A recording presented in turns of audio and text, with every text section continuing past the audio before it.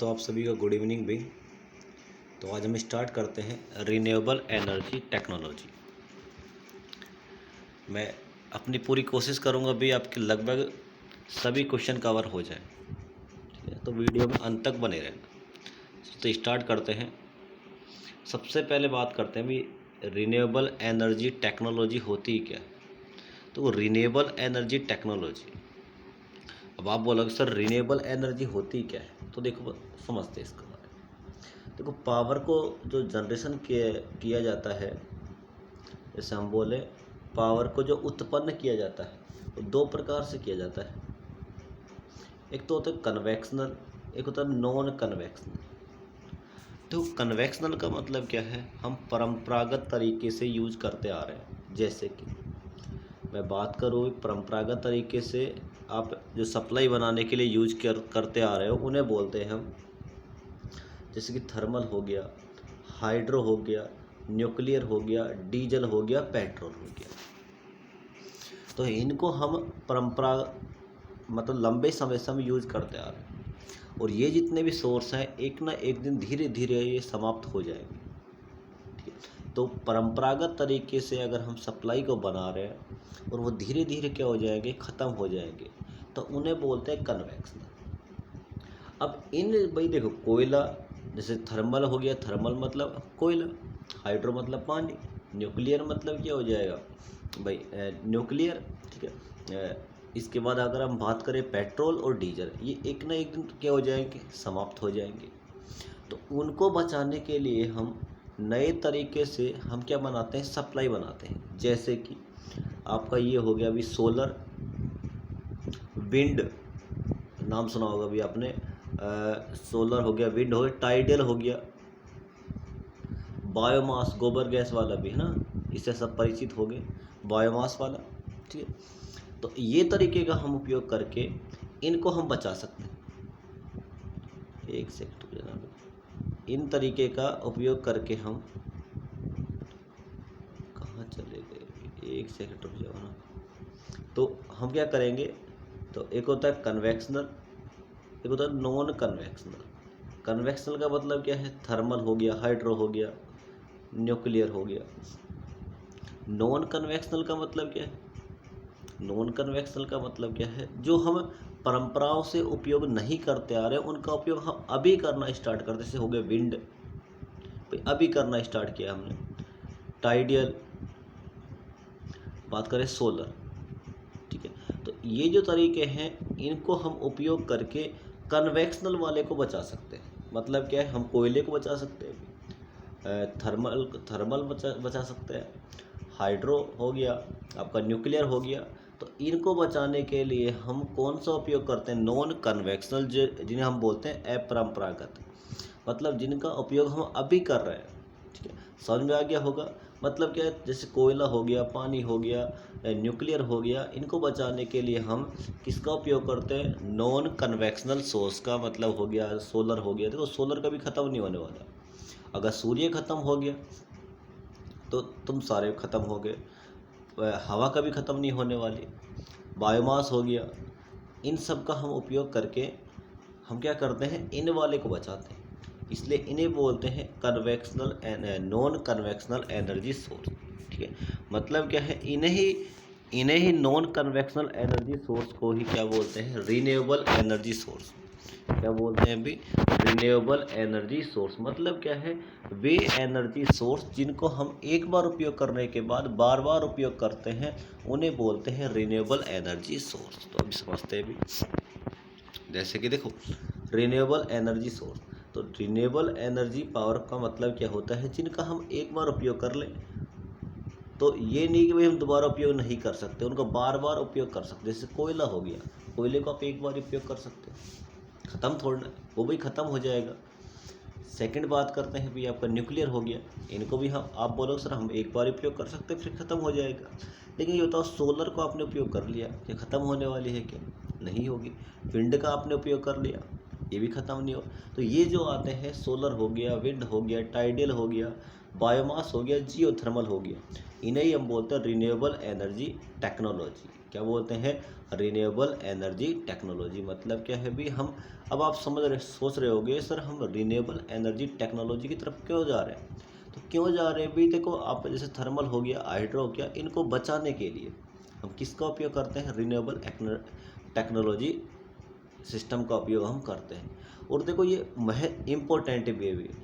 आज से आने वाले कुछ सालों में सब किस में कन्वर्ट हो जाएगा, रिन्यूएबल एनर्जी टेक्नोलॉजी। क्योंकि देखो कोयला ख़त्म होने वाला है, हाइड्रो ख़त्म हो जाएगा, न्यूक्लियर अपना ख़त्म हो जाएगा, तो बचेगा कौन भी, सोलर हो गया, विंड हो गया। तो इनके ऊपर ज़्यादा डिपेंडेंट रहेंगे आने वाले कुछ सालों में। देखना भी आजकल आपने देखा होगा सोलर लाइट लग रही है, भी सोलर से सब कुछ चल रहा है। तो सारा किस में कन्वर्ट हो रहा है, रिन्यूएबल एनर्जी टेक्नोलॉजी। क्यों होता है अभी, देखो पोल्यूशन भी नहीं होता और ये ख़त्म भी नहीं होते, सस्ते भी रहते हैं। बस इतना याद रखना, ठीक है, आसानी से मिल जाएंगे आपको। ठीक है, तो एक एक के बारे में पढ़ते हैं। तो पहले बात करते हैं ओशियन। ओशियन का मतलब क्या, समुद्र। अब समुद्र में देखो कैसे आप उपयोग करोगे, जैसे कि भाई आपने देखा होगा, वो गाना सुना होगा भी, कौन सा वाला, जैसे कि ये आपका कोई समुद्र है भाई, ठीक है, ये कोई समुद्र है, तो इसमें जो वेव्स चलती हैं, इसकी भाई लहर है, जिसे आपके बोलते हो लहर, लहर आती है ना भाई, हाँ, तो लहर ऐसे चलती है, चलती नहीं चलती है पानी, सुना होगा गोवा वाले बीच पे ना, तो वही, ठीक है, गोवा वाले बीच पे क्या हो रहा है अभी, ऐसे लहर उठ रही है ऊपर ऊपर, लहर कहाँ जा रही है, ऊपर उठ रही है। आप यहाँ खड़े हो, अगर आप यहाँ खड़े हो भाई, आपने क्या किया भाई, लहर उठ रही है, तुम मजे लेने के लिए कहाँ चले गए, अंदर चले गए। हाँ, तो भाई आपने मजे लेने के लिए आप भी चले गए। तो आपने देखा होगा, जैसे मोटू पतलू में देखा होगा भाई, क्या होता है, जैसे ये वाला कहाँ चला जाए, एंट्री कर जाए अंदर, तो इसकी एंट्री करवाते हैं अंदर। जैसे कि एक सेकंड रुक जाना, बस इसका डायग्राम बनाते हैं। जैसे कि हाँ, थोड़ा लाल से बनाते हैं, अच्छे से रहेगा। देखो जैसे ये वाला है, मान लो गोवा वाले बीच में चला गया, तो ऐसे लहरेगा नहीं, लहरेगा मतलब ऊपर नीचे जाएगा, ऊपर नीचे जाएगा मतलब कोई चीज़ अगर ऊपर नीचे हो रही है, यहाँ पे क्या जोड़ दिया जाता है, टरबाइन। तो पानी लहर ऐसे आएगी, तो ये तो ये पानी से टकराएगा, ये घूमेगा, क्या बन जाएगी, मैकेनिकल पावर। इस मैकेनिकल पावर को कन्वर्ट किससे कर लेंगे, इलेक्ट्रिकल पावर। यहाँ पे क्या लगा देंगे, जनरेटर लगा देंगे। तो देखो यहाँ से क्या बनी, देखो ऐसे जो ऊपर ऊपर नीचे हो रहा है, यहाँ से बनी मैकेनिकल पावर, कन्वर्ट किस में कर दिया आपने, इलेक्ट्रिकल पावर। ये तो आपने टाइडल से सप्लाई बनाई नहीं बनाई। तो मैकेनिकल पावर को आपने अगर इलेक्ट्रिकल में कन्वर्ट कर दिया तो वो बन जाता है जनरेटर। बस इतना याद रखना है भाई, मैकेनिकल पावर कन्वर्ट हो जाए इलेक्ट्रिकल पावर में, क्या बन जाता है, जनरेटर। इसका अगर उल्टा हो जाए, इलेक्ट्रिकल पावर किस में कन्वर्ट हो जाए, मैकेनिकल पावर। जैसे कि आपके घरों में सप्लाई आती है, आपने स्विच को ऑन किया, पंखा घूमना स्टार्ट कर दिया, तो आप बोलते हो सर मोटर चलना स्टार्ट हो गई। जैसे पानी में भी ये होता है, अभी स्विच को ऑन करोगे आपकी मोटर घूमना स्टार्ट कर देगी, तो आप बोलते हो मोटर चल गई। ये थोड़ा बोलते हो जनरेटर चल गया। जनरेटर का मतलब क्या है, जो सप्लाई बनाए भाई, आप क्या दो, मैकेनिकल पावर। जैसे डीजे वगैरह में नहीं होता, तो डीजे में क्या होता है भाई, जैसे डीजे में ऐसे जनरेटर रखा रहता है, एक व्यक्ति ऊपर चढ़ता है, इसको घुमाना स्टार्ट करता है, उसके बाद आपके फेवरेट गाने बज जाते हैं, छज्जे ऊपर वाला है ना, जो भी है, फिर लाइटिंग वाला, और फिर वो नागिन वाला, सारे सारे गाने बज जाते हैं। तो होता क्या है, व्यक्ति जाएगा ऊपर, मैकेनिकल पावर देगा, और यहाँ पे लाइटिंग आना क्या हो जाएगी, स्टार्ट हो जाएगी। ठीक है, बस इतना याद रखना। ठीक है, तो क्या किया हमने भाई, टाइडियल आया, टाइडियल मतलब ऊपर नीचे हो रहा था, वहाँ पे क्या जोड़ दिया, टरबाइन, टरबाइन घूमा, क्या जनरेट कर दी, मैकेनिकल पावर। मैकेनिकल को इलेक्ट्रिकल में कन्वर्ट करने के लिए आपने क्या लगा दिया, जनरेटर, और क्या बन गई आपके घरों में, सप्लाई बन गई। ठीक है, बस इतना से याद रखना है। देखो दो प्रकार के होते हैं, अब इनके बारे में समझ लेते हैं। एक होता है ओपन साइकिल, एक होता है क्लोज साइकिल। तो देखो ध्यान से, तो देखो भाई एक बार, ओपन साइकिल और एक होता है क्लोज साइकिल। देखो फर्स्ट वाले की बात करते हैं, ओपन साइकिल। तो हिंदी में एक बार मैं आपको डेफिनेशन समझा देता हूँ भाई। ओपन साइकिल देखो, इसमें होता क्या है, हॉट जो वाटर होता है आपका गर्म पानी, वर्किंग फ्लूइड के रूप में काम करता है। क्लोज साइकिल प्लांट का उपयोग हम दोबारा नहीं कर सकते, बस इसको अंडरलाइन रखना भाई। आपका जो क्लोज साइकिल, हाँ देखो क्लोज साइकिल में क्या होता है, हम दोबारा उपयोग कर लेंगे, लेकिन ओपन साइकिल में हम एक बार ही उपयोग करेंगे। अब आप बोलोगे सर एक बार किसको उपयोग करते हैं, तो आगे हम देखने वाले हैं। बस आप इतना याद रखना कि ओपन जो जैसे ओपन आपका जो ये cycle thermal power, open cycle thermal energy conversion plant जो होते हैं, इनमें क्या होता है, हम एक बार ही पानी का उपयोग करते हैं वर्किंग फ्लूइड का, उसके बाद हम उपयोग नहीं करते। अगर दोबारा उपयोग कर रहे हो तो बन जाता है क्लोज साइकिल। कौन सा बन जाएगा, क्लोज साइकिल। भाई मोस्ट इंपॉर्टेंट क्वेश्चन है इस वाले चैप्टर से, यही क्वेश्चन बनेगा अभी आपके, आपसे बोल देगा open cycle thermal energy conversion plant को समझाइए, या फिर open cycle thermal energy conversion technology को समझाइए। तो आपको ये वाला करके आना है। ठीक, मतलब क्या है, ओपन साइकिल में तो हम एक बार उपयोग करेंगे, और अगर क्लोज साइकिल होगा तो हम दो बार उपयोग करेंगे। तो देखो इसमें दो रूम्स होते हैं, इसे हम कक्ष बोलते हैं। पहले कक्ष में समुद्री सतह का पानी जो कि गर्म पानी होता है 25 डिग्री सेंटीग्रेड पर प्रवेश करवाया जाता है। इसे गर्म जल में फ्लैश वाष्पीकरण का मतलब क्या होता है, हम भाई वेपराइजेशन करना, मतलब क्या करें, पानी को गर्म करके उसकी क्या बनाए, स्टीम। अब स्टीम की क्रिया से क्या घुमाया जाता है, टरबाइन। अब टरबाइन से किसको जोड़ देंगे, जनरेटर को, और जनरेटर क्या बना देगा, एनर्जी बना देगा। मैंने बताया था अभी आपको, क्या लगाओगे, टरबाइन घूमेगा, टरबाइन के घूमने से हम क्या लगा देंगे, जनरेटर मैकेनिकल पावर को कन्वर्ट किस में कर देगा, इलेक्ट्रिकल पावर। इसकी वाष्प को ठंडा करने के लिए क्या लगाया जाता है, कंडेंसर लगाया जाता है। भाई कंडेंसर कुछ नहीं होता भाई, जैसे मैं सिंपल भाषा में समझाऊँ तो गांव में आपने देखे होंगे ऐसे मटके से होता है भाई, मटके के चारों तरफ हम क्या लपेट देते हैं, कपड़े, क्या लपेट देते हैं, ऐसे कपड़ा लपेट देते हैं। जिससे होता क्या है भाई, होता क्या है, ऐसे कपड़े लपेट देते हैं, जिससे होता क्या है, पानी जो रहता है आपका वो ठंडा रहता है। क्या रहता है, वो ठंडा हो जाता है। क्या हो जाता है, ठंडा। बस ये इसे ही कंडेंसर बोलते हैं, इतना याद रख लो आप। तो पानी को ठंडा करने के लिए हम किसका उपयोग करते हैं, कंडेंसर का। बस ये मत समझ लेना भाई पंखे वाला कंडेंसर है ना कभी सोचो भाई पंखे वाला कंडेंसर वो अलग है, उसे एक्चुअल में कंडेंसर नहीं होता, वो कैपेसिटर होता है ना, याद रखना थोड़ा सा डायग्राम से समझते हैं इसको। देखो देखो यहाँ से देखो समुद्र से आपने क्या लिया, पानी, पंप की सहायता से आपने कहाँ डाल दिया अभी, यहाँ वाटर वाले में स्टोर कर लिया। यहाँ से आएगा, एक सेकंड रुक जाओ, ऊपर समझते इसको थोड़ा सा, ठीक है। तो यहाँ समझते हैं, अभी के लिए आप इतना समझ लो भाई, यहाँ पे पानी था आपके पास, कैसे भी आया उसको आपको अभी नहीं देखना, बस ना। यहाँ पे क्या था, पानी को आपने किस में डाला, वैक्यूम फ्लैश एनवलप में, मतलब क्या है, वेपराइजेशन वाला केस। यहाँ पे क्या करेंगे, पानी को हम क्या बनाएंगे, स्टीम। क्या बन जाएगी, स्टीम मतलब भाप। अब देखना भाप में बहुत एनर्जी होती है, जैसे कि आप खाना वाना बनाते होगे, रोटी बनाते होगे कई बार, जैसे जल्दी में क्या होता है, जैसे मम्मी ने रोटी बनाई, आपको जल्दी है, आपने रोटी को फोड़ने के लिए बीच में अंगुली डाल दी, जैसे डालते हो बहुत तेज आपकी अंगुली जल जाएगी। तो देखो स्टीम की बहुत ज़्यादा एनर्जी रहती है बिना। तो देखो वही केस मैं बता रहा हूँ भी आपको, यहाँ से बनी आपकी स्टीम से क्या घुमाया आपने, टरबाइन से क्या जोड़ रखा आपने, अल्टरनेटर, और क्या बना देगा वो, सप्लाई। देखो स्टीम आई, यहाँ से टरबाइन घूमा, घूमने से क्या बनी, मैकेनिकल एनर्जी, मैकेनिकल कन्वर्ट किस में कर दिया, इलेक्ट्रिकल एनर्जी, क्या बना दिया, अल्टरनेटर।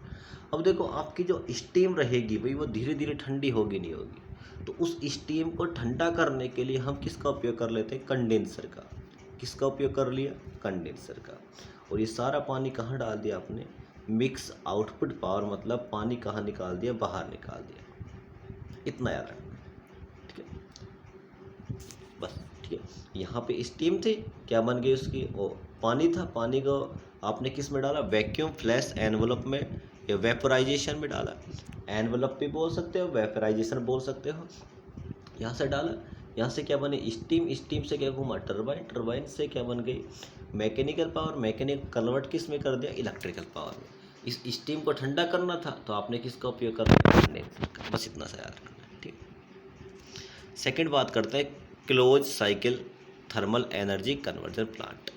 तो देखो यह किसके सिद्धांत पर कार्य करता है? रैंकिंग साइकिल के सिद्धांत पर कार्य करता है। ये क्या होता है भाई, आपने थर्ड सेमेस्टर में पढ़ लिया होगा अच्छे से, ठीक है। रैंकिंग साइकिल का मतलब कि एक के बाद दूसरा, एक के बाद दूसरा, बस इतना सा। पानी को गर्म करने के लिए विशेष प्रकार के कार्बनिक लिक्विड को गर्म करने के लिए उपयोग में किया जाता है। गर्म पानी को देखो, दोबारा पढ़ते हैं इसको। हाँ, सतह के गर्म पानी को एक विशेष प्रकार के कार्बनिक लिक्विड को गर्म करने के लिए उपयोग किया जाता है। गर्म पानी के कांटेक्ट में टरबाइन आने पर यह लिक्विड वेपराइज हो जाता है। वही सेम केस रहेगा वहाँ पे भी। आपको क्या बनानी है? पानी से क्या बनानी है? स्टीम बनानी है। क्या बनानी है? स्टीम। बस इतना सारा। स्टीम घुमा देगी आपको। देखो पानी से भी घुमा सकते हो आप टरबाइन को, लेकिन पानी में टरबाइन जो पानी होता है उसमें एनर्जी होती है कम, लेकिन स्टीम में क्या होती है? ज़्यादा। इसलिए हम किसका उपयोग करते हैं? स्टीम का। मैकेनिकल कन्वर्ट किस में कर देगा? इलेक्ट्रिकल में। इस पूरी प्रोसेस में स्टीम पुनः वाष्प में बदलकर कंडेंसर में इकट्ठा कर ली जाती है। तो मैंने बताया था अभी कंडेंसर बता दिया ना, ठंडा करने के लिए उस स्टीम को आपने किस में डाल दिया? कंडेंसर में। इसके बाद समुद्र जल का उपयोग करके स्टीम को ठंडा कर दिया जाता है। इसके बाद पानी पंप द्वारा वाष्पीकरण होने के लिए पुनः गर्म पानी में संपर्क में लाया जाता है। यह क्रिया देखो बार बार चलती रहती है। देखो आपने एक बार उपयोग किया, देखना इसको पूरे को देखना। तो यहाँ से आपने पानी लेके आया, यहाँ से क्या लेके आया? पानी। देखो कंडेंसर में पहले से पानी क्या था? ठंडा था। उस ठंडे ही पानी का आपने उपयोग कर लिया। अब कंडेंसर में पानी कहाँ से आया होगा? तो भाई आपको पता है भाई कहाँ से आया होगा? टरबाइन से। तो यहाँ से देखो आपने समुद्र से पानी लेके आए, ऐसे लेके आ रहे हो पानी, ठीक है। दोनों पानी है आपके पास, कंडेंसर में जो पानी था और ये वाला पानी था, मिक्स कर दिया आपने ऐसे। यहाँ पे लगाया पंप लगाने से आपका पानी गया यहाँ से यहाँ तक। यहाँ पे क्या बन गई? आपकी स्टीम बन गई। अब स्टीम से क्या घुमाया आपने? टरबाइन। टरबाइन के घूमने पर क्या बन गई? Mechanical power. मैकेनिकल कन्वर्ट किस में कर दिया आपने? Electrical power. स्टीम धीरे धीरे ठंडी होगी, कहाँ चली जाएगी? कंडेंसर में। फिर देखो ये वाली प्रोसेस देखो, बार बार ऐसे चलती रहेगी, इसे बोलते हैं क्लोज साइकिल। क्या बोलते हैं अभी? Close cycle. तो देखो वो वाला कैसा था? ओपन। और ये वाला कैसा है? क्लोज। ये पानी ऐसे घूमता रहेगा बार बार, तो क्या बन गया आपके पास? Close cycle. तो दोनों इस वाले चैप्टर में से बस आपको यही पढ़ के जाना है, इंपॉर्टेंट है। ओपन आ सकता है और क्लोज आ सकता है। अब इसके देखो एडवांटेज डिसएडवांटेज आप खुद लिख सकते हो भाई। कैसे भी? एडवांटेज क्या होंगे? देखो एडवांटेज यही है भाई इसके, देखो आसानी से मिल जाएगा, सस्ता पड़ेगा। सेकंड में अगर बात करूं तो देखो सिंपल तरीका है, कंट्रैक्शन ईजी है। आप बोलो सर डिसएडवांटेज क्या है? तो डिसएडवांटेज यही है भाई, अब ये तो है नहीं आप अलवर में आके काली मोरी में लगा दोगे इसे। काली मोरी से मतलब क्या है भाई मेरा? काली मोरी से मतलब है जहाँ पानी नहीं होगा वहाँ कैसे लगा दोगे आप? अब आप बोलोगे सर काली मोरी में तो बहुत पानी है ना, तो उस पानी का उपयोग हम नहीं करेंगे, ठीक है। तो आप सेकंड तो इतना याद रखना भी, जहाँ इसका उपयोग वहीं कर सकते हो जहाँ पानी होगा, जहाँ पानी नहीं होगा हम उपयोग नहीं कर पाएंगे। सेकंड चैप्टर की ओर बढ़ते हैं अभी, सोलर पावर प्लांट। ये बड़ा इंपॉर्टेंट है, लगभग आपको यहाँ से मिल जाएगा भी 20 से 25 नंबर का भी, तो ध्यान से पढ़ना भी इसको। अब देखो सोलर के बारे में बात करूँ, सूर्य के बारे में। देखो सूर्य जो है हंसता रहता है तुम्हारी तरह, इस समय ज़्यादा हंस रहा है, तुम्हें दुखी कर रहा होगा। तो सूर्य जो एनर्जी का सबसे बड़ा देखो अगर मैं बोलूँ पूरे ब्रह्मांड में, यूनिवर्स में एनर्जी का सबसे बड़ा सोर्स कौन होता है? तो आप बोलोगे सर सूर्य होता है। सूर्य देखो 1 सेकंड में 4 गुना 10⁻26 जूल एनर्जी देता है। ये थोड़ा कंपटीशन वगैरह के लिए भाई ये पढ़ लेना। अरे ये आपकी जो किरणें होती लंबवत आती है भाई, ये याद रखना। लंबवत मतलब क्या होता है? परपेंडिकुलर, ठीक है। ये सारी बातें हैं भाई। अंदर का तापमान कितना होता है? 1.5 लाख डिग्री सेंटीग्रेड, 1.5 करोड़ भी हो सकता है। बाहर का तापमान 6000 डिग्री सेंटीग्रेड, ठीक है। बस इतना याद रखना। अब आप बोलोगे सर एनर्जी का सबसे बड़ा सोर्स कौन है? सूर्य। तो एनर्जी का सबसे बड़ा सोर्स सूर्य है, तो कहाँ से एनर्जी आती होगी? तो वो अभिक्रियाएँ होती नाभिकीय अभिक्रिया, न्यूक्लियर रिएक्शन। दो प्रकार की होती है, न्यूक्लियर फ्यूजन और एक होता है फ्रीजन। मतलब क्या है? विखंडन, और एक होता है संलयन। ठीक है, तो याद रखना है इन दोनों को। तो इनके बारे में भी आपको इतना याद रखना है। वैसे इन पे बनते परमाणु बम और हाइड्रोजन बम। ठीक है, तो आपको बस इतना याद रखना है, एनर्जी का सबसे बड़ा सोर्स कौन है? तो सूर्य भगवान है ना, सूर्य भगवान जिसे मानते हो भी। ठीक है, बात करते हैं principle of solar energy. Principle of solar energy, सूर्य से ऊर्जा हमें 3 प्रकार से प्राप्त होती है। ठीक है, पहला बात करते हैं हीटिंग, वो बोलते हैं भाई हमें केमिकल प्रोसेस द्वारा। सेकंड बात करें हीटिंग प्रोसेस द्वारा, और थर्ड बात करें फोटोवोल्टिक टेक्निक द्वारा। तो इन सारों को भाई पढ़ना है, ये इम्पोर्टेंट है भाई। तो देखो प्रकाशिकीय रासायनिक विधि द्वारा, तो फर्स्ट बात करते हैं किसके द्वारा भी? केमिकल प्रोसेस द्वारा। तो इस विधि में क्या करते हैं, सूर्य से आने वाले प्रकाश रासायनिक ऊर्जा में, सूर्य से आने वाले प्रकाश को रासायनिक ऊर्जा में कन्वर्ट हो जाता है। समस्त वनस्पति जगत में प्रकाश संश्लेषण विधि द्वारा क्लोरोफिल की उपस्थिति में कार्बन डाइऑक्साइड को जल में मिलाकर शर्करा या कार्बोहाइड्रेट बनाया जाता है। देखो भाई, ये तो केमिकल प्रोसेस तुम्हारे दिमाग में घुसा ही नहीं होगा ना, अब समझते हैं। देखो जैसे कोई पेड़ पौधे होते हैं, पेड़ पौधे के भाई पत्ते होते हैं, तो होता क्या है, जैसे सूर्य है, सूर्य से आएगा प्रकाश, और ये क्या बनाएगा? खाना बनाएगा। क्या बनाएगा? खाना। तो उसे ही हम क्या बोलते हैं? शर्करा। क्या बोलते हैं? शर्करा या कार्बोहाइड्रेट। पेड़ पौधे क्या करते हैं? क्लोरोफिल की उपस्थिति में प्रकाश संश्लेषण की अभिक्रिया करते हैं, और क्या बनाते हैं? भोजन बनाते हैं। तो इस अभिक्रिया को हम समझ लेते हैं थोड़ा सा। देखो जैसे 6CO2 H2 किससे अभिक्रिया करवाई आपने? सौर ऊर्जा से। अब देखो CO2 ब्रह्मांड में है, पानी रहेगा, तो ये क्या बना लेता है? 6 कार्बन 6 H12O6 प्लस में C6 CO2 क्या बन गया आपके पास? CO2। देखो CO2 तो कहाँ चला जाता है? ऊपर, और ये फॉर्मूला बन जाता है शर्करा। शर्करा आपने सुना, ग्लूकोज हो गया, फ्रक्टोज हो गया, सुक्रोज हो गया। शर्करा आपने कई प्रकार की सुनी होगी भी। ठीक है, तो ये वही वाला है। जैसे ग्लूकोज हो गया, फ्रक्टोज हो गया, जैसे सबसे मीठी शर्करा जैसे शहद वगैरह में पाई जाती है। ग्लूकोज की बात करें तो इसे बोलते हैं फलो, इससे कि आप बोलते हैं ना भी ये वाले, अरे ये होता है ना भी एक होता है सुक्रोज, जैसे टेबल जो घर में जो चीनी उपयोग की जाती है, फलों में की जाती है। फ्रक्टोज हो गया, ब्लड शुगर ब्लड ये वाली होती है, ब्लड जो रक्त वगैरह में पाई जाती है भाई, वो कौन सा हो जाएगा? ग्लूकोज हो जाएगा। ये सारी बातें इसमें। ठीक है, तो देखो यहाँ से क्या है? कार्बन डाइऑक्साइड थी, H2O था, और किसकी उपस्थिति में? सौर ऊर्जा की उपस्थिति में क्या बना ली? शर्करा। तो यही कौन सी विधि होती है? देखो मैंने लिखवा भी रखा है भाई, ग्लूकोज को ब्लड शुगर बोलते हैं, अंगूर वाली शर्करा, फल वाली शर्करा, और टेबल वाली शर्करा। ठीक है, इतना यार। तो इसने क्या बना ली भाई? ग्लूकोज।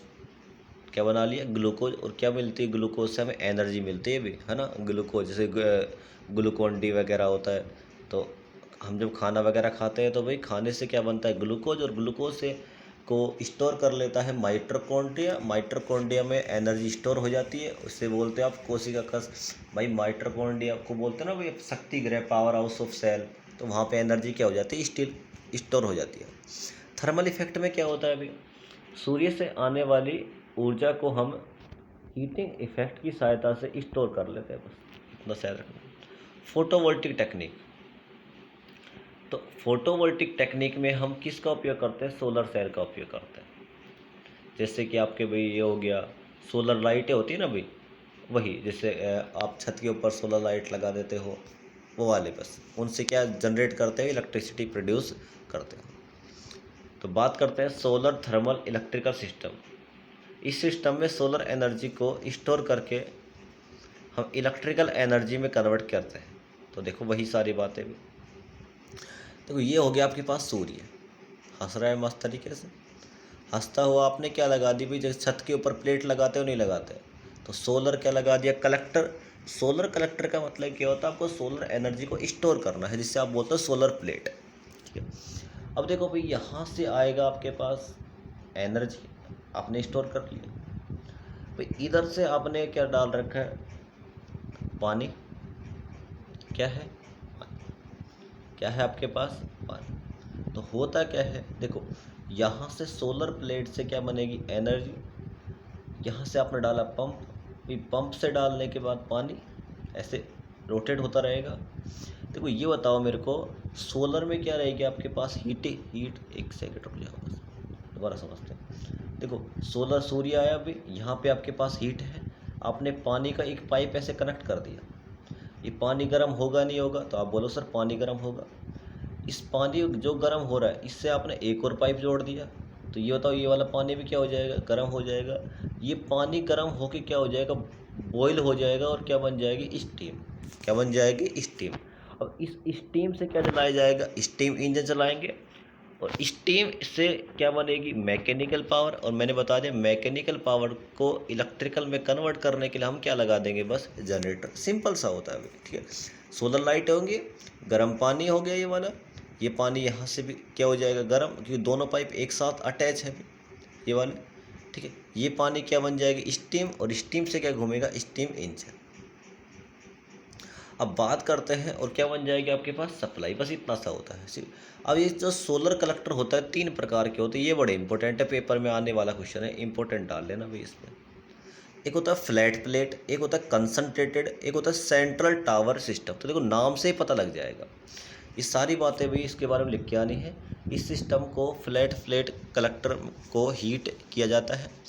इसका उपयोग 100 डिग्री सेंटीग्रेड से अधिक टेम्परेचर हो जाता है, इसका लिक्विड के रूप में कन्वर्ट हो जाता है, स्टीम टरबाइन को घुमाया जाता है। देखो सेम वही प्रोसेस, देखो ये आपके फिक्स डेटा है भी, इनको याद रखना है। 100 डिग्री सेंटीग्रेड टेम्परेचर हो जाता है, ठीक है। और सेकंड बात करें, ठीक है, इसमें लिक्विड के रूप में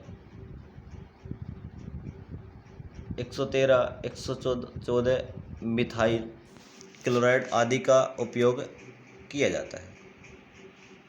कि भाई इसे बोलते हैं फ्रीओन, जैसे फ्रीज वगैरह में भरी जाते हैं, फ्रीओन, फ्रीओन 11, 113, 114 मिथाइल क्लोराइड आदि का उपयोग किया जाता है। इसमें जो टेम्परेचर होता है, रेंज याद रखना, 100 डिग्री सेंटीग्रेड तक रहता है।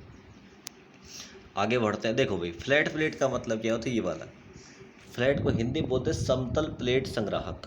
ठीक है, ये सीधी प्लेटें होती है, जैसे आपने देखा होगा भी, आप किसका उपयोग कर लोगे, प्लेट्स का। ठीक है, देखो पानी आएगा, देखो यहाँ ठंडा रहेगा, यहाँ से क्या हो जाएगा, गर्म। गर्म पानी होके ये सेकंड आपने पाइप लगा रखा है, तो गर्म पानी कहाँ चला जाएगा, यहाँ पे। ये गर्म पानी किसको घुमाएगा, टरबाइन। टरबाइन से क्या जोड़ा है, अल्टरनेटर, और क्या बना देगा, सप्लाई। बस इतना सा याद रखना, फिक्स डेटा याद रखना है, डायग्राम याद रखना है, बना के आना आपको। बात करें सेंट्रल, और एक होता है सेंट्रल टावर। सेंट्रल नहीं है भाई ये, हाँ सेंट्रल स्टोरेज। सेंट्रल वाले में क्या होता है, इस सिस्टम में सेंट्रल सौर कलेक्टर सिस्टम का लिक्विड द्वारा गर्म किया जाता है। इस प्रकार के कलेक्टर में लिक्विड को हाई टेम्परेचर पर गर्म किया जाता है। बस इतना सा आपको लिख के आना। बात करते हैं, देखो तीनों के डायग्राम सेम ही होते हैं लगभग, इसलिए मैंने नहीं बनवाए, ठीक है। बात करते हैं सेंट्रल टावर। सेंट्रल टावर में क्या हो जाएगा, इस सिस्टम में सोलर एनर्जी में कन्वर्ट करने के लिए सेंट्रल आपका जो प्लेट है, कहाँ उपयोग करते हैं, सेंट्रल में। ठीक है, इस सिस्टम में जो रिफ्लेक्टिव एनर्जी एक सेंट्रल रिसीविंग पर केंद्रित की जाती है। इस प्रणाली से बॉयलर का टेम्परेचर 800 डिग्री सेंटीग्रेड, अभी 800 डिग्री सेंटीग्रेड तक पहुंच जाता है। देखो ये रहा भी डायग्राम इसका, ये रहा, ऐसे बनता है ये वाला। तो ये रहा, ठीक है, ये वाला आपको डायग्राम बना के आना है, ठीक है। वही सेम प्रोसेस भाई, सूर्य आएगा, यहाँ इकट्ठा हो जाएगा, गर्म पानी होगा, यहाँ से आपने क्या जोड़ दिया, टरबाइन। टरबाइन घूमेगा और क्या बना देगा, इलेक्ट्रिकल सप्लाई। क्या बना देगा, इलेक्ट्रिकल। बात करते हैं भी सोलर एनर्जी कलेक्टर। तो ये दो प्रकार के होते हैं, एक होता है कंसंट्रेटेड और एक होता है नॉन कंसंट्रेटेड। तो कंसंट्रेटेड में, नॉन कंसंट्रेटेड बात करें, इसे फ्लैट प्लेट कलेक्टर भी बोलते हैं। अभी फ्लैट प्लेट कलेक्टर में अभी अभी मैंने बताया था कितना डिग्री टेम्परेचर, 100 डिग्री सेंटीग्रेड। इसमें एक एब्जॉर्बर प्लेट लगी होती है जिसके नीचे पैरेलल ट्यूब जुड़ी होती है जो कि कॉपर की बनी होती है। एब्जॉर्बर प्लेट ब्लैक कलर की होती है। आप बोलोगे सर एब्जॉर्बर जो प्लेट होती है ब्लैक कलर की क्यों बनाई जाती है? ये बड़ा अच्छा क्वेश्चन है। तो देखो, जो आपकी एब्जॉर्बर प्लेट होती है उसको किसका बनाया जाता है? ब्लैक कलर का। क्यों बनाते हैं? देखो, आपने सुना होगा भी कि गर्मियों में ब्लैक कपड़े जो होते हैं वो नहीं पहने जाने चाहिए, क्योंकि गर्मियों में क्या होता है, ब्लैक कपड़ों में ज़्यादा गर्मी लगती है। तो आप जितना हो सके जितने ब्लैक कपड़े होते हैं उनको उपयोग किया करो सर्दी वगैरह में, क्योंकि वो क्या करते हैं, लाइटिंग को ज़्यादा एब्जॉर्ब करते हैं। जैसे कि मैं बोलूँ, एक भाई आप गांव में होता है ऐसे ना, किसी को दिल पे नहीं लेना। एक तो मान लो आपने एक भैंस खड़ी कर दी ऐसे, ठीक है, अब भाई भैंस मेरे से बनती नहीं, ऐसी है ना, ठीक है। पता नहीं, एक सेकंड रुक जाओ, थोड़ा सा ट्राई करता हूँ।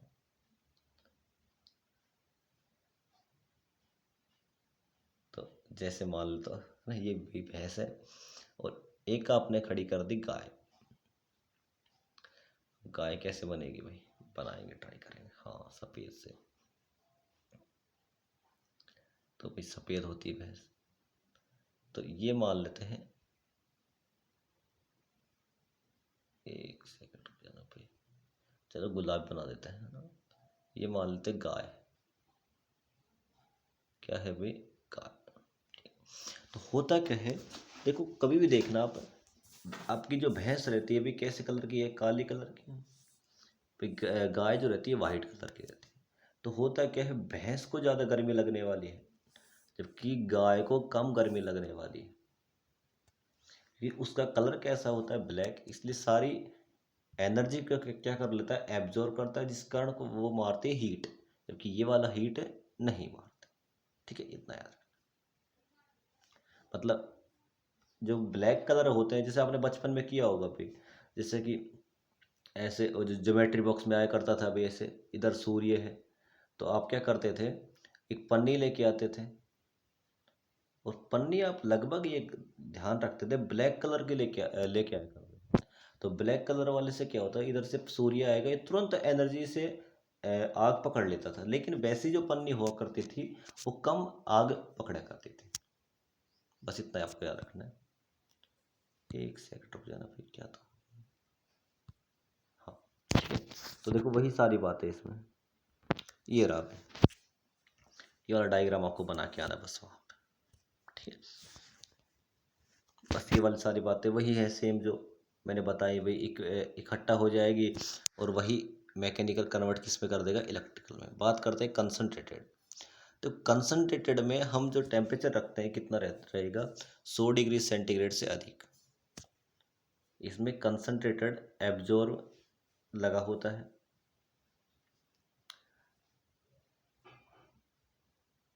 कंसनट्रेटेड एक ऑप्टिकल सिस्टम, रिफ्लेक्शन मिरर का उपयोग भी किया जाता है, या उसकी तरह कंसनट्रेटेड एक ऑप्टिकल सिस्टम रिफ्लेक्टर में दर्पण की तरह कार्य करता है। दर्पण क्या होता है भाई? तो देखो भाई, यहाँ से किरणें आएंगी, आपने क्या कर लिया? एब्जॉर्ब कर लिया। ये देखो एब्जॉर्बर पाइप, मतलब क्या है? ये सारी किरणों के कर रहा है, एब्जॉर्ब कर रहा है। क्या कर रहा है? ये एब्जॉर्ब कर रहा है। बस इतना याद रखना है आपको। इसे ही बोलते हैं फ्रेस्नेल लेंस कलेक्टर। बस इतना याद रखना है आपको। इसके बाद बात करते हैं कंसंट्रेटेड सोलर प्लांट। तो देखो, पहला है tower power plant. Tower power या सेंट्रल रिसीवर सिस्टम में सूर्य को टावर के शीर्ष पर एक रिसीवर पर केंद्रित कर लिया जाता है जिसे हेली स्टेट कहा जाता है। देखो मतलब क्या है, सिंपल से समझो भाई। आपका ये सूर्य रहा, यहाँ से देखो आपने बहुत सारी क्या लगा दी? प्लेट।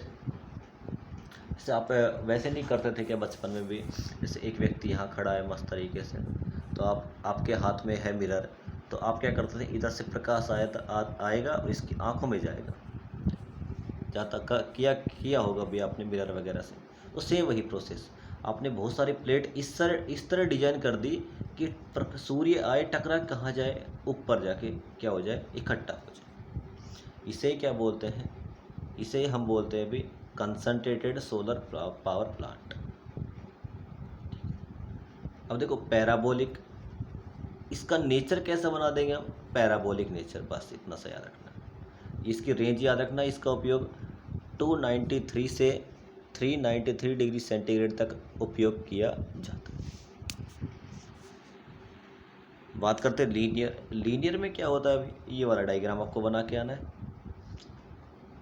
बस इतना सा याद रखना है, ठीक है। सेम होते हैं सारे से, ठीक है।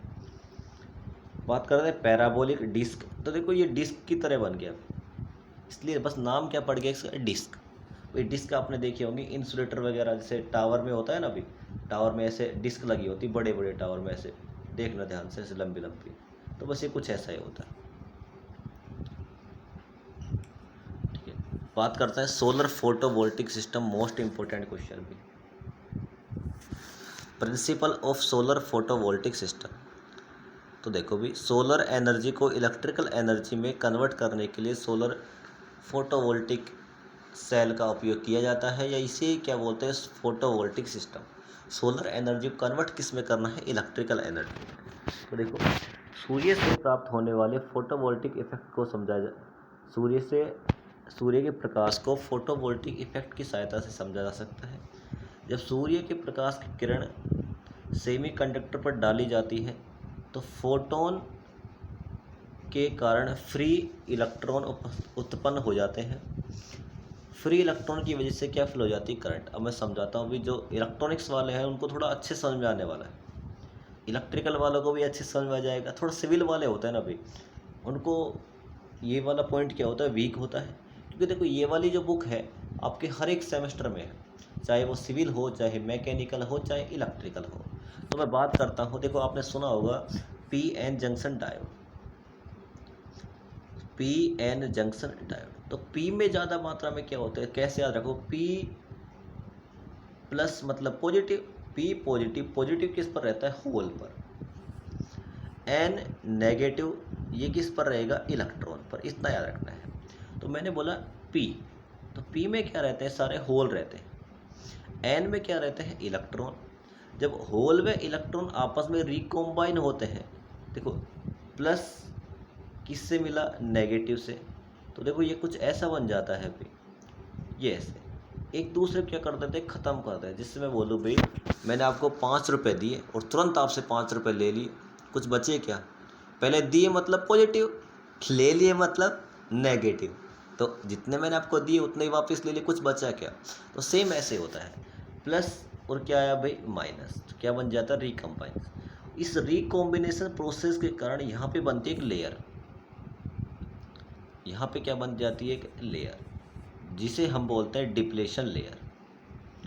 क्या बन जाती है, डिप्लेशन लेयर। देखो तो भी,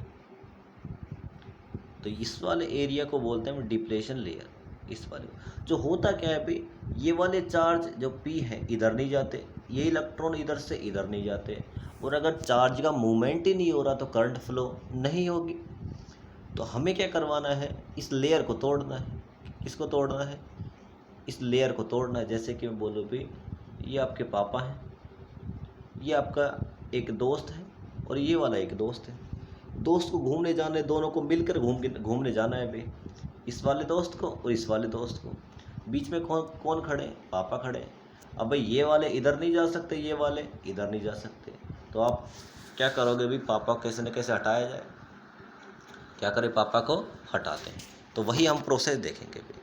तो होता क्या है भाई, यहाँ से आपने क्या करवाई, सूर्य से क्या डाले भी, यहाँ से लाइटिंग डाली। अब सूर्य में क्या होती है, एनर्जी। इस एनर्जी से होता क्या है, जो आपकी जो ये लेयर है, डिप्लेशन लेयर, जो ये रोक रही थी, उसको क्या कर देता है, तोड़ देता है। डिप्लेशन लेयर क्या कर देगा, तोड़ देगा। मतलब डिप्लेशन लेयर को तोड़ दिया मतलब ख़त्म कर दिया, ख़त्म कर दिया मतलब रोकने वाला कोई नहीं है, बीच का रास्ता कोई नहीं रोकने वाला, आपको आप कहीं भी घूम सकते हो। तो ये वाले चार्ज कहाँ चले जाएंगे, इधर, ये वाले कहाँ चले जाएंगे, इधर। तो इधर से अगर ये इधर प्रवाहित हो रहे, ये इधर से इधर, तो इन्हें बोलते हैं करंट का फ्लो होना। क्या हो जाता है, करंट का फ्लो होना। मतलब आपको क्या ब्रेक डाउन करवाना है, मतलब किसको तोड़ना है, लेयर को। जैसे लेयर टूटेगी आपका करंट क्या हो जाएगा, फ्लो हो जाएगा। ये वाला इफेक्ट क्या कहलाता है, फोटोवोल्टिक इफेक्ट।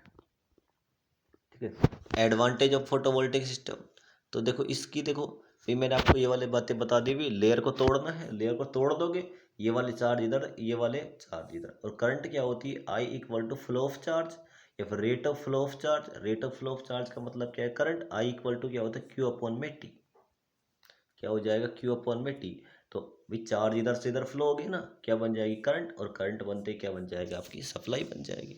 यही इफेक्ट कौन सा होता है, जैसे कि आपके भी यही सेम प्रोसेस होती है आपके घर में जब आप सोलर लाइट लगवाते हो। क्या लगवाते हो, सोलर लाइट। इसमें होता है कि प्लेटें रहती हैं, एक सेकंड रुक जाना भी, क्या रहती है, प्लेट लगी रहती है। प्लेट पे क्यों ना आएगा प्रकाश, इसमें लेयर रहेंगी, इसमें डायोड लगे होंगे, पी एन। क्या करवाते हो, ब्रेक डाउन करवाते हो। जैसे ब्रेक डाउन करवाते हो, यहाँ से ये लेयर टूट जाएगी, लेयर के टूटने पर चार्ज क्या हो जाएंगे, फ्लो हो जाएंगे। जैसे ही चार्ज फ्लो होंगे, आपके क्या बन जाएगी, करंट बन जाएगी। और एक चीज़ हमेशा याद रखना, सोलर सेल में जो हमेशा जो बनती है, डीसी सप्लाई बनती है। अब क्यों बनती है, अगर किसी को पता हो तो भाई बता देना कमेंट बॉक्स में कमेंट करके। फिर भी अगर आपको डाउट आए कि भाई सर कैसे होती है, किसी को पूछना हो, तो भाई मेरे पास कमेंट कर देना, भाई मैं आपको बता दूंगा आसानी से। ठीक है, तो देखो, लेकिन एक बार खुद से ट्राई करना भी कि भाई सोलर सेल की सहायता से हमेशा क्या बनती है, डीसी बनती है। क्यों बनती है डीसी, बस इतना याद रखना। बात करते हैं एडवांटेज ऑफ फोटोवोल्टिक सिस्टम। तो देखो भाई, इसकी जो कैपेसिटी होती है अधिक होती है, इसका उपयोग दूर दराज वाले क्षेत्र में किया जा सकता है। इसकी लाइफ कैसी होती है, लॉन्ग होती है। ऑपरेशन क्या होता है, ईजी होता है। भाई आप प्लेट ही तो लगाना है, आपको प्लेट लगा दो, भी कम एरिया घेरेगी और आसानी से आपको सप्लाई मिल जाएगी। अब डिसएडवांटेज, भाई सूर्य का होना बहुत ज़रूरी है ना। ठीक है, इसकी, क्योंकि देखो भाई इसका डिसएडवांटेज क्या है, सूर्य का होना बहुत ही ज़रूरी है। ये भैया इसका प्रोसेस समझा रखी है। आपने सोलर प्लेट लगाई, सोलर प्लेट की सहायता से आपकी लेयर टूटी हुई, यहाँ से लेयर टूटने पर, लेयर टूटी तो लेयर के टूटने पर आप किसका उपयोग कर लिया, आपने लेयर टूटी, टूटने पर क्या फ्लो हो गई, करंट, और आपने क्या जला ली, बल्ब का उपयोग कर लिया। बस ये था, अभी मैंने समझाया ना जो पूरी प्रोसेस वही है। सूर्य आएगा, लेयर को तोड़ेगा, इधर से इधर चार्ज, पी से एन इलेक्ट्रॉन में होल गति करेंगे आपस में, और क्या बन जाएगी, सप्लाई बन जाएगी। चलो, तो आप एक और क्वेश्चन बताना भी कि जितने भी सेमीकंडक्टर डिवाइस होते हैं उनमें हम सिलिकॉन या जर्मेनियम का उपयोग करते हैं, बस, है ना। ज़्यादा मोस्टली प्रोबेबल किसका उपयोग करते हैं, सिलिकॉन का। तो क्यों करते हैं अभी सिलिकॉन का, ये भी आपको बताना है। जर्मेनियम का उपयोग क्यों नहीं करते हैं, तो ये वाला इंपॉर्टेंट क्वेश्चन हो गया आपके लिए। ठीक है, तो component of roof tap tower system. देखो, रूफ टैप का मतलब क्या होता है, आपको घर में सप्लाई लगानी है सोलर एनर्जी वाली, तो आपको किस किस की आवश्यकता होगी। तो देखा होगा अभी सोलर प्लेट लगी, सोलर पैनल की आवश्यकता होगी, जो ऐसा बना होता है ना सोलर पैनल, ऐसा। अब उसको रोकने के लिए क्लैंप की आवश्यकता होगी,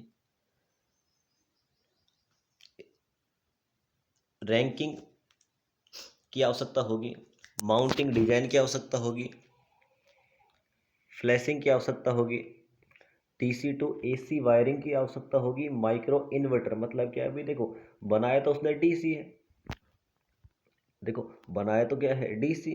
आपको घर में उपयोग करना क्या चाहिए, एसी, तो आप किसका उपयोग करते हो, इन्वर्टर का। तो सारी प्रोसेस पे ये समझा रखी है। ठीक है, जैसे कि मैं थोड़ा फास्ट मोड में समझा दूँ, नहीं वीडियो बहुत लंबी बन जाएगी भाई, पूरा मेरे को चैप्टर कंप्लीट करवाना है। सूर्य है, सूर्य से क्या लगाया आपने भाई, प्लेट लगा रखी है। प्लेट में क्या है, पी एन जंक्शन, वहाँ से टूटा, क्या बन गया, करंट। एक सेकेंड भाई, क्या बन गया भाई, करंट बना।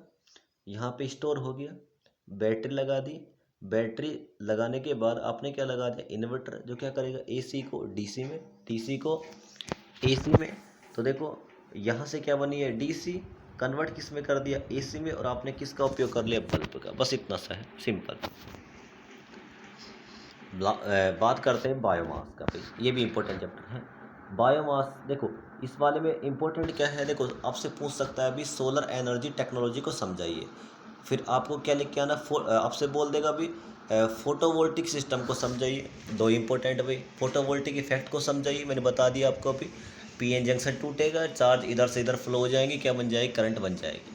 थर्ड अगर मैं बात करूँ तो आपसे क्वेश्चन पूछ सकता है टाइप ऑफ कलेक्टर, वो बड़ा इंपॉर्टेंट था अभी, और कंसनट्रेटेड और नॉन कंसनट्रेटेड, बस इतना याद रखना है आपको। बात करते हैं बायोमास, तो बायोमास के बारे में तुम सारे जानते हो।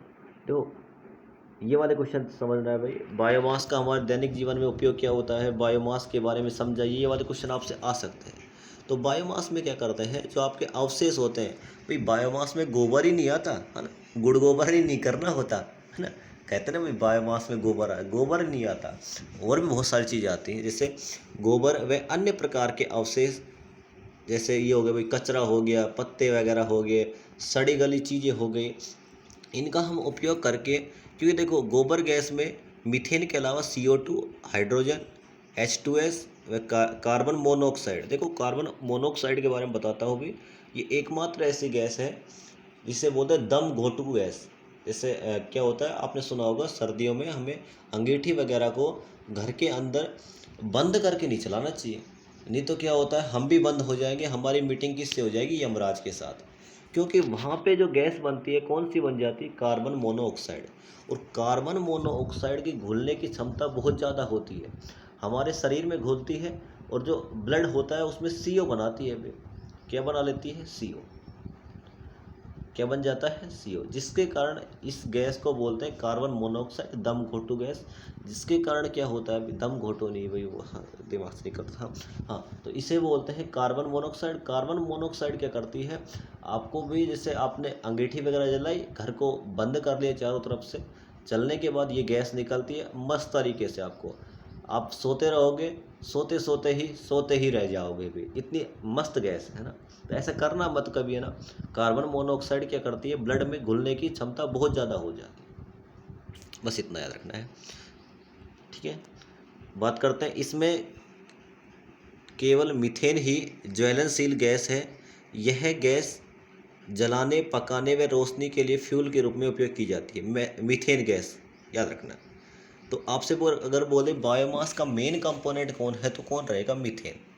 तो गोबर गैस को बनाने की विधि, भाई ये सारी बातें आपको पता होनी चाहिए भी, कैसे कैसे बनता है। तो देखो भी, गोबर गैस यह एक कॉम्प्लेक्स प्रोसेस होती है, इसमें सड़ाने की प्रोसेस को दो प्रकार से संपन्न क्रिया करवाई जाती है। जीवाणु को उनके पालन पोषण तत्वों के लिए ऊर्जा की आवश्यकता होती है। गोबर को सड़ने के लिए जीवाणु सेलुलर एंजाइम मिश्रण प्रदान करते हैं।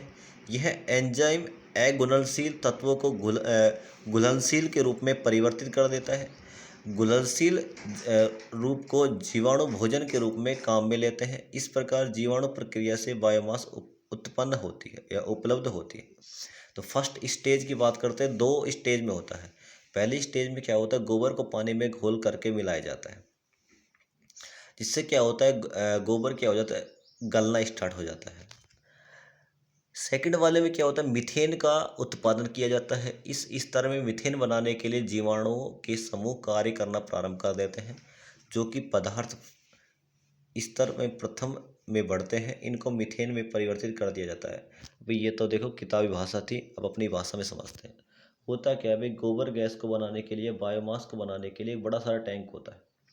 इसमें क्या करते हैं, पहले क्या डालते हैं, पानी डाल दिया भाई, ये तो पानी डाल दो या फिर गोबर वगैरह सड़ी गली चीज़ें डाल दी आपने, ये डाल दिया आपने कोई सड़ी गली चीज़ें, पानी डाल दिया, इसको बोलते हैं फर्स्ट स्टेज। इसके बाद क्या होता है, कुछ दिनों में ये सड़ना स्टार्ट हो जाता है, जीवाणु अपना कार्य करना स्टार्ट कर देते हैं। जैसे देखो, जैसे आपने देखा होगा ब्रेड वगैरह पे भी वो सफ़ेद सफ़ेद सा जमा हो जाता है, हरा हरा कलर का भी। कुछ दिनों तक आप मान लो रोटी को रख दो तो भी धीरे धीरे क्या हो जाती है, सड़ना स्टार्ट हो जाती है। तो सेम प्रोसेस यहाँ पे होती है, ये सड़ेगी, इसे बोलेंगे सेकंड स्टेज। सेकंड स्टेज में क्या बनेगी हमारे पास, मीथेन गैस बनेगी। क्या बनेगी, मीथेन गैस। तो फर्स्ट में तो क्या डाल दिया आपने, पानी वगैरह डाल दिया। सेकंड में क्या बना लिया आपने, मीथेन बना ली। तो ये बनती कैसे, वो ये वाली इक्वेशन आपको लिख के आनी है। ये वाली इक्वेशन यहाँ पे क्या बनानी है आपको, मीथेन को बना के आना है। ये आपके पास डायग्राम आपको याद रखना है, ये वाला, ठीक है। अब सेकंड बात करते हैं भी कार्बनिक पदार्थ। अपाचक मतलब होता है नॉन डाइजेस्टिव, और ये होता है डाइजेस्टिव। तो देखो नॉन डाइजेस्टिव जो होते हैं, फाइबर हो गया, लिग्निन हो गया, इस वाले में देखो डाइजेस्टिव, जैसे वही वसा हो गया, जैसे वसा का मतलब होता है घी वगैरह। प्रोटीन मतलब दाल वगैरह हो गई। सेलुलोज मतलब ये हो गया, ग्लूकोज हो गया, सेलुलोज हो गया, ये सारी बातें उस पर, ठीक है। अम्ल, alcohol, aldehyde, M acetate, methane उत्पादित हेतु, मतलब क्या है भाई, आपको अगर अम्ल, एल्कोहल ये मिल जाए ना भाई, तो क्या बन जाती है, मीथेन बन जाती है। तो वो मीथेन, CO2 और पानी और गैस। अब बायोमास उत्पादन की क्रिया, ये मोस्ट इंपॉर्टेंट क्वेश्चन है भाई, ठीक है। कि बायोमास को प्रभावित करने वाले कारक, हवा और ऑक्सीजन, पीएच मान, सड़ाने की भौतिक परिस्थिति, ठीक है। तो बात करें सड़ाने की भौतिक परिस्थिति, कार्बन, नाइट्रोजन, भाई ये वाला थ्योरी है, आपको पढ़ के जाना है भाई, ठीक है। ये पूरी प्रोसेस यहाँ पे आपको पढ़ के जानी है, ठीक है। तो बायोमास संग्रहण करने की विधि, ये इंपॉर्टेंट है भाई। ये भी देखो, दो क्वेश्चन बड़े इंपॉर्टेंट बनते हैं, बायोमास बनती कैसे है, सेकंड भाई बायोमास के भाई अभी मैंने बताया ना भाई प्रभावित करने वाले कारक, और ये मोस्ट इंपॉर्टेंट है भाई बायोमास संग्रह करने की विधि। तो डाइजेस्टिव में कार्बनिक पदार्थ को सड़ाने के लिए बायोमास उत्पन्न होती है, हवा से हल्की होने के कारण ऊपर की ओर उठती है। इस गैस में विशेष प्रकार के कलेक्टर में इकट्ठा कर लिया जाता है। तो देखो ये जो इकट्ठा करने वाली विधि है, इनके अकॉर्डिंग कितने प्रकार का होता है, ये रहा भी तैरने वाले गैस संग्राहक। तो पहला होता है KVIA, एक ही गणेश संयंत्र, ये नाम याद रखने अभी, ये फेरोसीमेंट और प्रगति प्रगति संयंत्र, इनके बारे में आपको अच्छे से पढ़ना है। स्थिर गैस संग्राहक संयंत्र, स्थिर मतलब क्या है भाई, जहाँ जो एक जगह फिक्स होते हो, उनमें कौन सा आ जाएगा, जनता हो गया, दीन बंधु, ये नाम है भाई, आपको याद ही रखना है। तो तैरने वाले तो कौन से, KVIC गणेश हो गया, फेरोसीमेंट हो गया, प्रगति। स्थिर वाले कौन से हो गए, जनता संयंत्र और दीन बंधु संयंत्र। बायोमास प्लांट के मुख्य भाग व कार्य प्रणाली। तो देखो बायोमास प्लांट के मुख्य भाग, भाई देखो आपको ये वाला क्वेश्चन बड़ा इंपॉर्टेंट है, तो इसको देख के जाना है। अब आप इसको कहाँ से देखोगे, तो इसको देखने के लिए आपको भी देखो थर्ड जो सेमेस्टर है ना, उसकी बुक होगी आपके पास, उसमें होगा बायोमास पावर प्लांट। तो उसमें सेम ऐसे कैसे ये वाला चैप्टर है भाई, तो आप देखना भाई वहाँ पे आपको ये पूरा मिल जाएगा भाई, तो इसको वहाँ से देखना है भाई, ठीक है। ये चारों टाइप देखने आपको, वहाँ से दो क्वेश्चन बन जाएंगे हमारा इम्पोर्टेंट, ठीक है। और जिसके पास भी नहीं हो ना भाई इस वाले चैप्टर, तो मेरे को बता देना, मैं उनके पास सेंड कर दूंगा ये वाला, कि बायोमास कलेक्टर करने की विधि, ठीक है। तो KVIC गणेश हो गया, फेरो और प्रगति वाला। बायोमास प्लांट के भाग, तो देखो बायोमास प्लांट के भाग क्या हो जाएगा, फाउंडेशन। फाउंडेशन का मतलब ये ज़मीन पे क्या लगाते हैं भाई, RCC वगैरह डाल के एक कुंडा सा बनाते हैं, उसे क्या बोलते हैं, फाउंडेशन। डाइजेस्टर मतलब भी उसको घोल को बनाने के लिए एक टैंक सा बनाया जाता है, जिससे मैं बोलूँ भाई देखो सिंपल से ये बनाए, चबूतरा होता है ना, उसे बोलते हैं फाउंडेशन। चबूतरा मतलब क्या होता है भाई, इसके ऊपर आपने एक टैंक सा बना दिया, तो ये वाला तो क्या हो जाएगा, फाउंडेशन। ये हो गया डाइजेस्टर। गैस होल्डर, डाइजेस्टर में एक निश्चित गहराई पर ईंट, सीमेंट, रेत का अर्धगोलाकार भाग होता है जिससे गैस को रखा जाता है। देखो गैस होल्डर, देखो नाम देखो, गैस होल्डर, गैस को होल्ड करके रखेगा मतलब गैस कलेक्टर। देखो फाउंडेशन नीचे वाला एरिया, डाइजेस्टर भाई वो टंकी, ठीक है, जो ईंट वगैरह से मिलकर बनाई जाएगी। गैस होल्डर क्या करेगा, गैस को होल्ड करके रखेगा। इनलेट, भाई इनलेट में क्या जाएगा कि यह ऊपर से और नीचे से एक चौड़ा से ईंट का बना हुआ एक ईंट या हो गया सीमेंट हो गया कंक्रीट हो गया, इनसे मिलकर बना हुआ होता है। इनलेट के रूप में इसमें गोबर का घोल डालते हैं। जैसे मैं बोला ना भाई, ये टंकी मान लो, और टंकी में ऊपर से क्या डालते हैं, गोबर का घोल डालते हैं आउटलेट निकालने के लिए। तो देखो सड़े हुए गोबर में से, सड़े हुए गोबर, देखो एक बार गोबर सड़ गया भाई, सड़े हुए गोबर और पानी के मिश्रण को निकालने के लिए निश्चित ऊंचाई पर एक आयताकार द्वार बना होता है, जिसे हम क्या बोलते हैं, आउटलेट। गैस पाइप, भाई गैस को निकालने के लिए हमें किसकी आवश्यकता होगी, गैस पाइप की आवश्यकता होगी। तो देखो जैसे ये डाइजेस्टर हो गया, देखो सबसे पहले क्या आ गया, फाउंडेशन।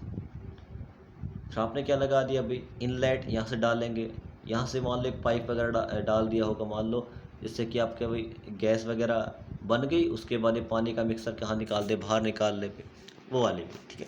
तो गैस पाइप में क्या करें, गैस को पाइप की सहायता से बाहर निकालेंगे। स्लरी मिक्सर टैंक, इसका आकार इतना इतना होता है भाई, ये रहा इतना इतना, है ना, 2 - 2 - 2 मतलब लंबाई चौड़ाई ऊंचाई, ठीक है।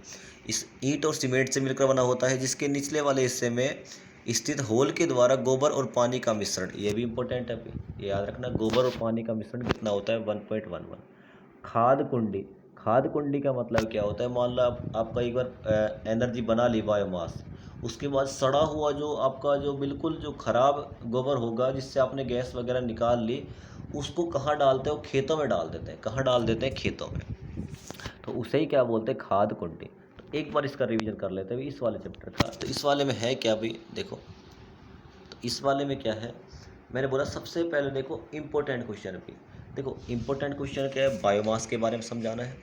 बायोमास के बारे में हमने देख ही लिया, उसके बाद इसके टाइप पढ़ने हैं।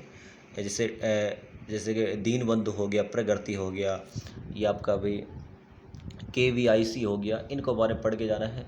बायोमास को प्रभावित करने वाले कारक देखने हैं, और बायोमास प्लांट में उपयोग किए जाने वाले उसके मेन कंपोनेंट। तो क्या बनाते हैं, सबसे पहले फाउंडेशन बनाते हैं, फिर एक टंकी बनाते हैं जिसे हम डाइजेस्टर बोलते हैं, अंदर डालने के लिए इनलेट, बाहर निकालने के लिए आउटलेट, गैस पाइप लगी होती है। बच गया जिसको एक खाद कुंडी में हम क्या कर लेते हैं, इकट्ठा कर लेते हैं। तो आपने यहाँ से पानी डाला, गोबर वगैरह डाला, गैस बनी, गैस को गैस पाइप की सहायता से बाहर निकाल लिया। उसके बाद जो बच गया उसको किस में इकट्ठा कर लिया, खाद कुंडी में, और आपके पास क्या बन गई, बायोगैस, जिसका उपयोग आप घरों में कर लेते हो, सिलेंडर वगैरह में। बायोगैस का उपयोग आप कर लेते हो आसानी से वही खाना वाना पकाने के लिए। तो ये सारी प्रोसेस आपके पास होगी। तो इस वाले चैप्टर में से आपको पढ़ के क्या जाना है भाई, देखो एक बार दोबारा बता देता हूँ आपको। बायोमास वाले में देखो ये रहा, देखो बायोमास बनाने की विधि, पहले पानी वगैरह डालोगे, ठीक है, गोबर डाल दोगे, गलना स्टार्ट हो जाएगा, मीथेन बन जाएगी। उसके बाद एक प्रभावित करने वाले कारक, इंपॉर्टेंट क्वेश्चन है भाई ये वाला, पढ़ के जाना है। इसके बाद देखो भाई, एक सेकंड भाई, तू क्यों छोटा हो रहा है भाई, तू तो साथ दे हमेशा। बायोमास को प्रभावित करने वाले कारक, ये पढ़ के जाना आपको अच्छे से। सेकंड भाई ये वाला क्वेश्चन, हाँ अगर इस वाले क्वेश्चन के आपके पास नोट्स वगैरह नहीं है भाई, तो मेरे को बता देना भाई, आपको 3rd सेमेस्टर मिल जाएगा भाई, जहाँ पे आपको पढ़ाया गया होगा, मैंने पढ़ाया शायद, रिन्यूएबल एनर्जी टेक्नोलॉजी। जिसने भी और कहीं से पढ़ा है भाई, वो मेरे को बता देना, मैं आपको नोट्स दिलवा दूंगा, आपको पास सेंड कर दूंगा, मैसेज डाल देना। तो ये वाला इंपॉर्टेंट पढ़ के जाना है। फिर ये वाला भी, बायोमास प्लांट के मुख्य भाग, इंपॉर्टेंट क्वेश्चन, ये वाले 3 क्वेश्चन इंपॉर्टेंट है, तीनों क्वेश्चन बड़े ही इंपॉर्टेंट हैं, ठीक है। बायोमास प्लांट का स्थान का चुनाव करते समय किन किन, भाई ये तो भाई क्वेश्चन फेंकने वाले हैं, है ना भाई, स्थान का चुनाव कहाँ करोगे भाई, कहाँ करोगे, ऐसा तो है नहीं भाई, नदी के बीच कर लोगे, काली मोरी के बीच कर लोगे, कॉलेज के बीच में कर लोगे, इसके लिए अलग से एक सेपरेट स्थान बनाया जाएगा, जहाँ पे गोबर वगैरह आसानी से मिल जाए, जहाँ पे लोगों को परेशानी ना हो। ये भाई आपने सीख लिया होगा भाई, 6th सेमेस्टर में हो गया आप, तो थोड़ा सा लिख दोगे इनके बारे में। तो अब देखो ये रही आपके पास बायोमास प्लांट, भाई मैंने बताया था इनको तो पढ़ के ही जाना है भाई। बायोमास प्लांट को यहाँ से तो आपको 1 से 2 क्वेश्चन आपको मिलेगा, तो लगभग 20 नंबर का आ जाएगा आपके पास सोलर पावर प्लांट। लगभग 10 से 15 नंबर का यहाँ से आ जाएगा, 5 से 6 नंबर का आपको फर्स्ट चैप्टर से मिल जाएगा, ओपन साइकिल और क्लोज साइकिल। तो लगभग मैंने आपको कंप्लीट करवा दिया अभी। फिर भी कुछ रह गया ना अभी, तो वो आपको खुद से करना है। तो ये तो मैं कह नहीं रहा अभी आपको 100% मैं करवा दूंगा अभी, 100% तो मैं नहीं करवा पाऊंगा अभी, क्योंकि मेरे पास भाई आपके पास कल आपका पेपर है, 1 से 1.5 घंटा है। तो मैं आपको इंपॉर्टेंट क्वेश्चन बता रहा हूँ भाई, तो ये तो आपको करके ही जाना है। इन क्वेश्चनों में से आपको किसी भी क्वेश्चन में क्या आ जाए, डाउट आए भाई, कोई भी कोई आपका क्योरी हो, मैंने आपसे 2 क्वेश्चन पूछे, कमेंट बॉक्स में अगर आपको पता लग जाए तो बताना ज़रूर है, ठीक है। वो वाले दोनों क्वेश्चन आपको बताने हैं, ठीक है। नहीं बताओगे, देखो होने वाला कुछ नहीं है आपको, देखो बताओगे थोड़ा सा आपको अच्छी नॉलेज मिलेगी भी। फिर भी अगर आपको नहीं पता तो भाई जिसको जानना है मेरे पास कमेंट कर देना भाई। अब जो इस वाली वीडियो मैंने आपको पढ़ाया, आपको रिन्यूएबल एनर्जी टेक्नोलॉजी, इसमें आपको भी जिस भी प्रकार का कोई भी डाउट हो, नोट्स वगैरह चाहिए, तो आप भाई इन नंबरों पे मेरे पास मैसेज कर देना, 7891375962। तो इन 62 पे है ना, तो इन नंबरों पे आपको इसके नोट्स वगैरह मिल जाएंगे आपको। आप इनको भी अच्छे से पढ़ना, 1 से 2 बार वीडियो को बस सुनना है भाई, पढ़ना तो आपको नोट्स में से है, इसको सुनना भाई, आपको सुनने से आपको दिमाग में थोड़ा सेट हो जाएगा। बस आपको जैसे आपको बस थोड़ा थोड़ा याद हो जाएगा, 1 से 2 बार नोट्स को पढ़ना, 1 से 2 बार वीडियो को देखना। पहले भाई नॉर्मल स्पीड में देखना, उसके बाद 2 की स्पीड में देखना, ठीक है। आपको पूरा दिमाग में सेट हो जाएगा। फिर भी कोई डाउट आए भाई मेरे को बता सकते हो आप। इस वीडियो में इतना ही करते हैं, आप सभी को थैंक यू भी। आप सभी का पेपर अच्छा हो, ये मैं दुआ करता हूँ भाई, ये मेरी आपको शुभकामनाएं भी, ठीक है। थैंक यू सभी को।